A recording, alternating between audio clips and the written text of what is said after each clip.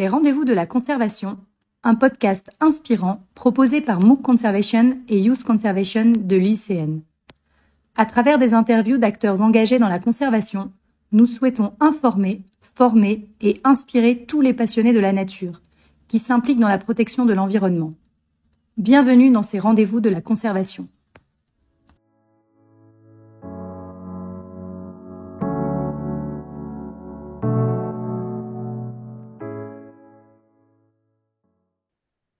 Bonjour Cédric Dubois-Mouliri, je suis ravie de vous recevoir aujourd'hui pour un nouvel épisode de notre podcast Les rendez-vous de la conservation. Cédric Dubois, vous êtes biologiste de la vie sauvage et conservationniste de terrain, originaire de la République démocratique du Congo et fondateur de l'organisation environnementale Artemis Africa. Je vais vous demander tout d'abord pour nos auditeurs, Cédric Dubois, si vous pouvez vous présenter en décrivant brièvement votre parcours.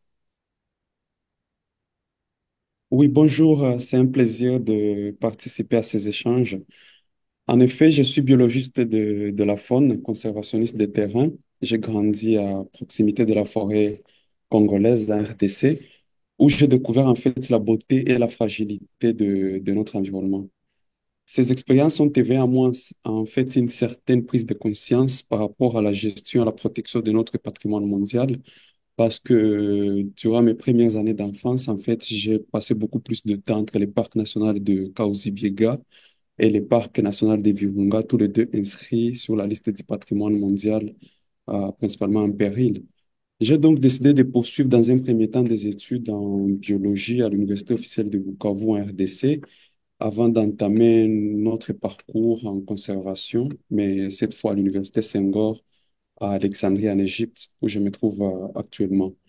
Je suis assistant universitaire et j'ai consacré en fait l'essentiel de ma carrière à la recherche, à la protection de la biodiversité et à la sensibilisation sur les espèces emblématiques de la RDC ainsi que sur les questions de développement communautaire. Notre organisation Artemis Africa. Alors justement, on va parler, si vous voulez bien, de l'organisation environnementale que vous avez créée, donc qui s'appelle Artemis Africa. Est-ce que vous pourriez nous la présenter, nous expliquer la genèse du projet, les missions principales afférentes à cette organisation aujourd'hui? Oui, effectivement, Artemis Africa, c'est une organisation environnementale basée en République démocratique du Congo que j'ai fondée en 2021 aux côtés de anciens camarades étudiants, collègues avec qui en fait j'avais partagé cette prise de conscience environnementale au début de ma formation universitaire en RDC. Et notre mission, en fait, est de promouvoir la recherche scientifique, comme je l'ai dit en amont, l'éducation environnementale et l'adoption de pratiques durables afin que euh, notre mission, c'est que l'homme, la biodiversité et la nature puissent cohabiter en harmonie dans un contexte de menaces qui pèsent sur le patrimoine mondial que la RDC possède actuellement. Nous intervenons également à travers trois programmes, l'énergie propre, l'apiculture durable et l'écotourisme. Et l'objectif, c'est de venir en fait en aide aux aires protégées, aux parcs nationaux et aux réserves naturelles de la RDC, mais aussi aux populations affectées par la destruction de l'environnement, la perte de la biodiversité, les catastrophes naturelles que nous connaissons. Nous menons des projets de renforcement des compétences de ces populations locales afin qu'elles puissent bénéficier d'une certaine résilience face aux aléas climatiques qu'elles connaissent actuellement et qui continuent de pousser des milliers de populations à s'attaquer aux ressources naturelles de la région. Merci pour cette introduction à Artemis Africa. Euh, Vous savez que nous, on est particulièrement intéressés par les problématiques euh, d'éducation environnementale à travers notre programme éducatif qui s'appelle Youth Conservation. Et donc, on serait très intéressés d'avoir plus de détails. Vous puissiez nous parler du projet qui concerne plus les enfants. C'est un projet qui s'appelle Un élève, une ruche, si je dis juste. Euh, quels sont les principaux objectifs de ce projet? Depuis combien de temps il a été mis en place et avec quels impacts visibles? Alors, le projet Soutenir les écoles grâce au miel, que nous appelons un élève égal une ruche, vise particulièrement à familiariser les élèves qui vivent en fait à proximité de l'habitat des derniers gorilles des montagnes menacées d'extinction en RDC. L'objectif, c'est de familiariser ces élèves en fait avec les écosystèmes naturels et de les initier au rôle des pollinisateurs qui sont les abeilles. Vous savez que les abeilles en fait participent à, comme les autres pollinisateurs, à plus de 70% à la production de tout ce que nous mangeons actuellement.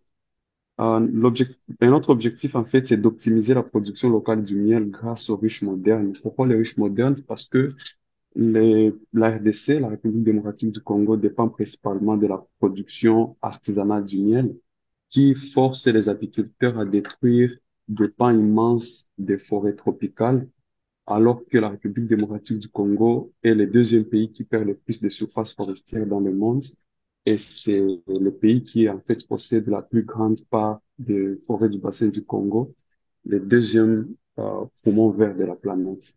Le troisième objectif, c'est de générer des revenus alternatifs pour l'appui et des projets scolaires. Donc, notre mission, nous cherchons à ce que la population puisse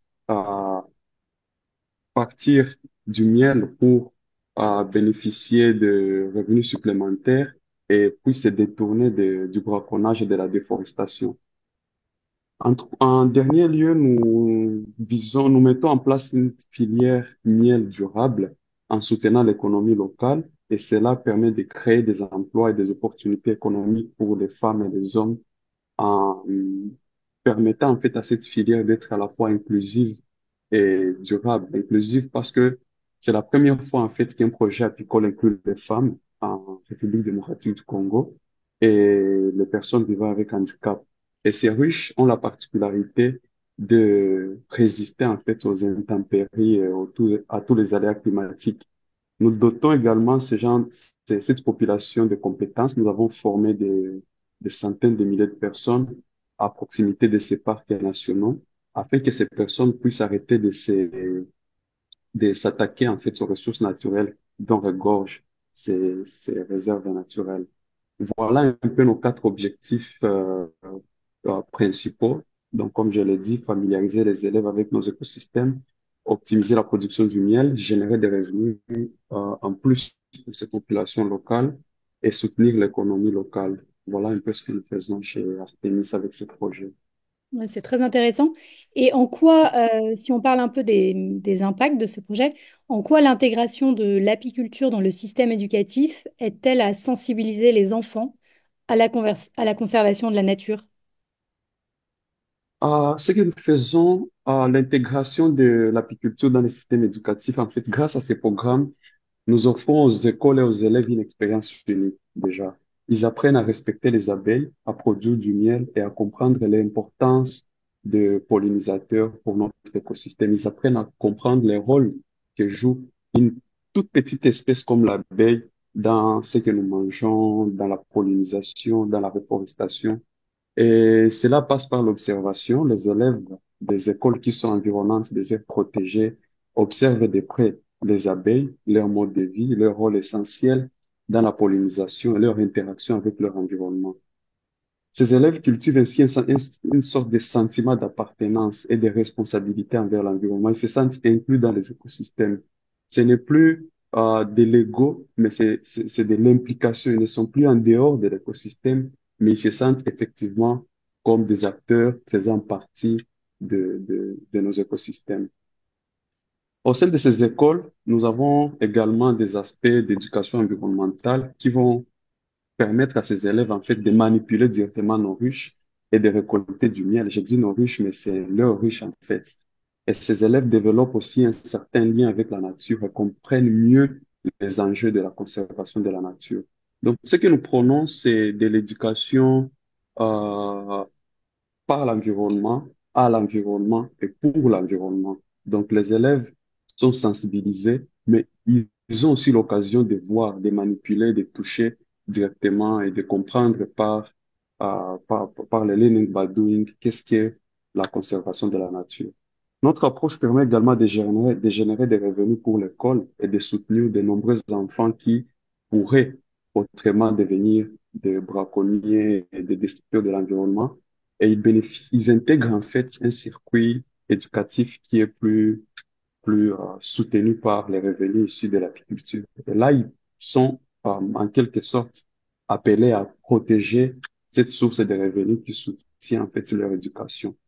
Cette, la filière de commercialisation du miel renforce également l'économie locale, comme je l'ai dit, et améliore les conditions de vie de ces enfants parce que leur sécurité alimentaire est renforcée, leurs parents bénéficient des compétences, les écoles bénéficient des ruches, et cela soutient en fait les supports éducatifs, les dictionnaires. Nous avons vu des écoles bénéficier des tableaux, de craies, des élèves carrément bénéficier d'uniformes et de sacs à dos et de nombreuses autres fournitures scolaires qui permettent à des milliers d'enfants d'intégrer en fait les circuits éducatifs. Voilà en quoi l'intégration de l'apiculture est importante dans les systèmes éducatifs. Merci, ouais, c'est très intéressant. Et on imagine que c'est des projets complexes à mettre en place. Quels défis avez-vous rencontrés lors de la mise en œuvre de ce projet et quelles solutions y avez-vous trouvées? Les principaux défis que nous avons identifiés, c'est d'abord l'accès à ces écoles. Il faut savoir que ces écoles sont situées dans des zones rurales très éloignées. Elles sont environnantes des aires protégées. Il y a également les défis sécuritaires. Mais pour assurer la mise en œuvre de notre projet, nous faisons de la co-construction du projet, c'est-à-dire nous montons le projet avec les communautés locales dès le départ. Elles sont impliquées dans la planification et dans la mise en œuvre. La population locale participe même à la sécurité de nos ruches, elle participe à la sécurité de la mise en œuvre du projet. Et en permettant à la population de se sentir détentrice des ruches que nous installons, cela conduit à une certaine appropriation et à la pérennité de nos projets. Un autre défi auquel nous avons fait face, sont les conflits d'usage des terres entre les agriculteurs, les éleveurs et les apiculteurs. Ces conflits surviennent souvent et en fait, dans tous les cas, nous privilégions toujours le dialogue en amont, la sensibilisation et des mesures de protection, de délimitation. Il y a par exemple des fois où les abeilles s'échappent ou s'extirpent des ruches et elles sont susceptibles d'attaquer la population locale, bien évidemment. Et pour éviter tout cela, nous éloignons nos ruches. Nous fabriquons également des ruches modernes qui permettent aux abeilles de rester à l'intérieur au cours de toutes les saisons que connaissent la région. Un autre défi, ce sont les conditions climatiques en RDC qui sont imprévisibles. Et in fine, ce que nous faisons, c'est de proposer en fait des ruches connectées, des formations intensives pour renforcer la résilience des communautés, c'est-à-dire même en cas de pluie, d'intempéries, la ruche peut résister à des conditions extrêmement difficiles. Le dernier défi auquel je pense, c'est dans l'acquisition, la distribution du matériel apicole et la formation des enseignants qui coûte extrêmement cher. Et pour cela, nous nous appuyons en fait sur les subventions et les donations pour conduire nos projets. Voilà. Alors, bah, c'est une transition parfaite vers vers ma question suivante. Vous avez bien insisté sur l'importance d'impliquer les communautés dans tout le processus pour qu'il y ait justement une appropriation de ces ruches. Mais de façon plus globale, vous avez sans doute pas agi seul dans ce projet. Quelles ont été les collaborations, les partenariats et en quoi ils ont été essentiels pour la bonne réussite du projet? Oui, pour réussir ces projets, nous nous sommes appuyés sur des collaborations déjà avec les gestionnaires des aires protégées parce que les écoles sont à proximité de ces enceintes. Nous nous sommes également appuyés sur les ministères provinciaux de l'éducation qui nous a fourni la liste des écoles à 10 kilomètres des aires protégées, donc dans les paysages des aires protégées. Nous nous sommes également appuyés sur les ONG de conservation, les universités, parce que je suis assistant universitaire et je me suis dit que les recherches scientifiques pourraient en fait nous permettre d'avoir une masse de données colossale la, sur, sur la conservation, la gestion de la biodiversité les espèces d'abeilles locales, les menaces qui pèsent sur ces abeilles, les prédateurs d'abeilles et tout.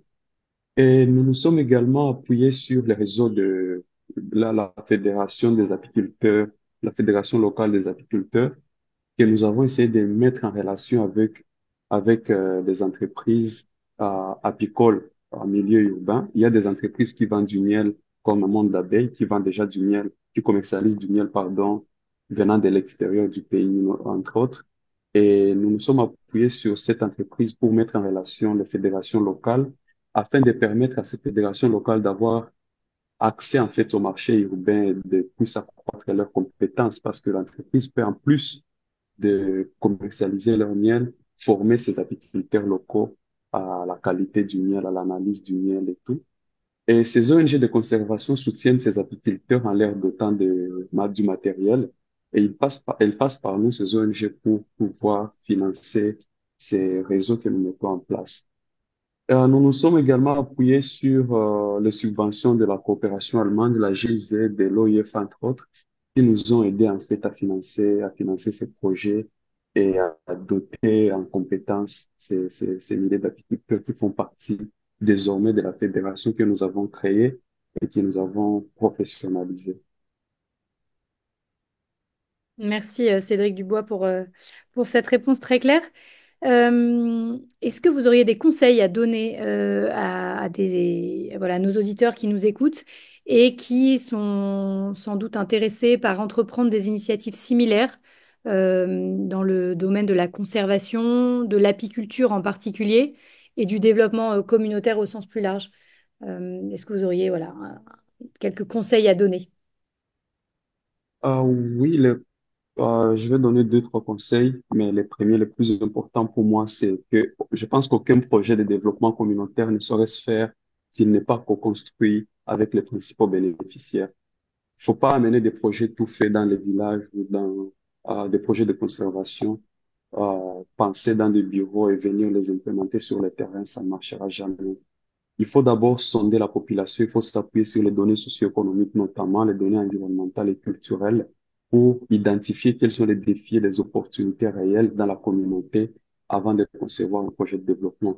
Je pense également qu'il est très important de travailler et de collaborer étroitement avec tous les acteurs impliqués, les universités, les ONG de conservation sont toujours, je pense, de points d'accès très importants sur lesquels on peut s'appuyer pour pouvoir gagner en compétences, en expérience et en financement, en fait, pour pouvoir mettre en œuvre tous nos projets. C'est très important également de mettre en place un système de suivi efficace avec des objectifs SMART pour pouvoir suivre la mise en œuvre de tous les projets. Voilà. Merci pour ces conseils. Euh, Est-ce qu'il y aura un dernier message que vous souhaitiez faire passer à nos auditeurs? On arrive à la fin de notre entretien. Ou est-ce qu'il y avait un projet peut-être un projet qui arrive là dont vous souhaitiez parler? On est bientôt fin 2024. Je ne sais pas ce que vous réserve 2025, mais est-ce que vous avez déjà des projets en tête ou des souhaits d'évolution, de développement pour Artemis Africa? Oui, déjà là, ce que j'aimerais dire à la fin, c'est d'abord que les gens n'hésitent pas à nous écrire. Si vous souhaitez rejoindre notre organisation Artemis Africa pour apporter plus d'impact et renforcer notre communauté d'acteurs du changement, n'hésitez pas à nous faire signe. Nous proposons également des formations, du matériel et un accompagnement personnalisé pour vous aider à démarrer en fait votre propre activité apicole. Euh, Concomitamment, je pense que c'est très important aussi de dire que nous sommes actuellement en train de travailler sur des projets de recherche sur les suivis écologiques. Nous sommes en train d'expérimenter l'utilisation de nouveaux appareils, des bioacoustiques pour pouvoir, faire les statuts de conservation de nombreuses espèces en danger dans les bassins du Congo et toute personne qui souhaite en fait participer à ces projets est la bienvenue. Et notre projet de ruche intelligente qui a remporté le concours de projet de créativité à l'Université Senghor, c'est également un projet sur lequel nous travaillons et nous souhaitons que ce soit la première ruche en Afrique subsaharienne avec des aspects très intéressants. Et voilà, vous pouvez découvrir tout cela sur notre site et nos pages sur les réseaux sociaux. Voilà, merci beaucoup. Merci beaucoup, Cédric Dubois. Merci pour votre temps aujourd'hui. Merci pour ce précieux témoignage qui, je suis sûre, va inspirer nos auditeurs. Et ben, on vous souhaite une belle continuation et beaucoup de succès dans les différents projets menés par votre ONG. Merci encore d'être venu. Merci beaucoup. Nous arrivons à la fin de notre épisode. Merci pour votre écoute et à très bientôt pour d'autres témoignages inspirants d'acteurs engagés dans la conservation de la nature.